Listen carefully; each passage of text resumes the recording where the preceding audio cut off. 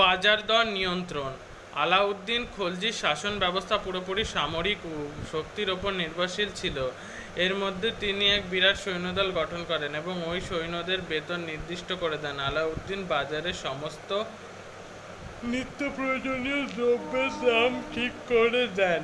আলাউদ্দিন খলজির আমলে দিল্লিতে 4টি বড় বড় বাজার ছিল। এসব বাজারে খাদ্যশস্য, ঘোড়া, কাপড় ইত্যাদি বিক্রি হতো। বাজার দর তদারকির জন্য শাহানা-ই মান্ডি, দেওয়ানি রিয়াসত নামে রাজ কর্মচারী নিয়োগ করা হতো। সুলতানের ঠিক করে দেয়া দামের থেকে বেশি দাম নিলে ক্রেতাকে ওজনে ঠকালে কঠোর শাস্তি দেওয়ার ব্যবস্থা ছিল। আলাউদ্দিন রেশন ব্যবস্থার প্রবর্তন করেন। প্রয়োজনের সময়ে প্রজাদের সুলতানের পক্ষ থেকে খাদ্যশস্য ও রোজের প্রয়োজনীয় জিনিস পরিমাণ মতো জোগাড় করে দেওয়া হতো। মোহাম্মদ বিন তুগলক আর্থিক পরীক্ষার কথা তোমরা আগেই জেনেছ।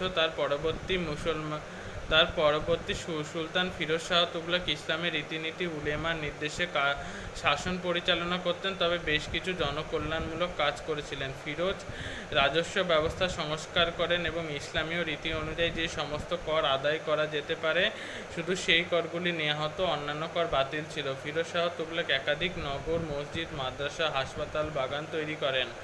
দরিদ্রের অর্থ সাহায্যের ব্যবস্থা করেন। বেকার সমস্যা সমাধানের জন্য একটি দপ্তর খোলেন, সেখান থেকে চাকরি দেওয়া হতো। তিনি কৃষির উন্নতির জন্য সেচ ব্যবস্থার উন্নয়ন করেন। বেশ কিছু খাল খনন করা হয়। তাছাড়া যেসব জমিতে চাষ হতো না সেই জমির সংস্কার করেন সুলতান।